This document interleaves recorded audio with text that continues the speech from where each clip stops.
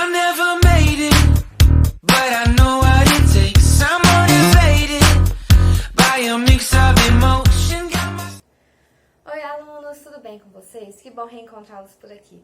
Na aula de hoje a gente está falando sobre o desenvolvimento de uma comunicação eficaz. Comunicar-se, gente, é uma arte.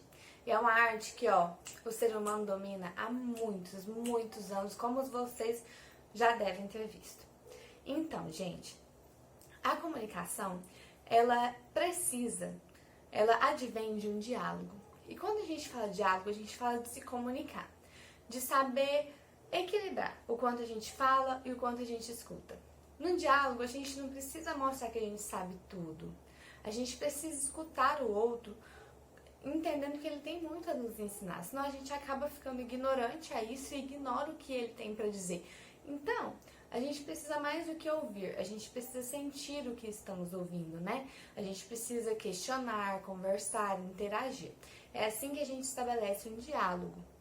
E um diálogo, ele vai depender muito da imagem, da autoimagem que a gente tem de nós. Por quê?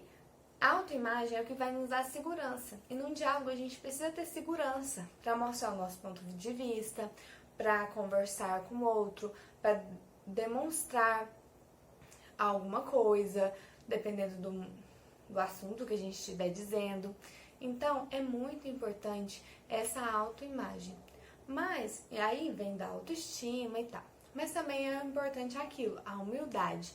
Entender que a gente erra, que a gente tem falhas, que nem sempre a gente está certo. O diálogo, ele também é feito para aprender.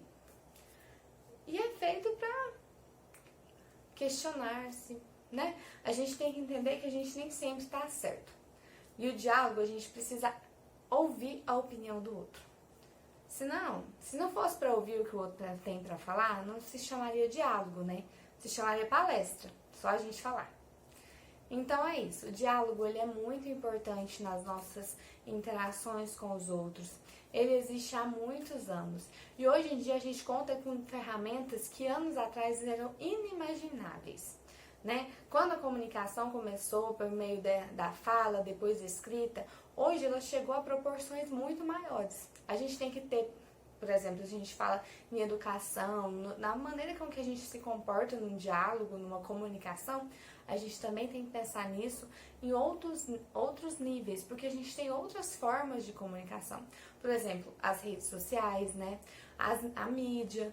Então, todas essas são formas de comunicação em que a gente deve prezar o respeito, né?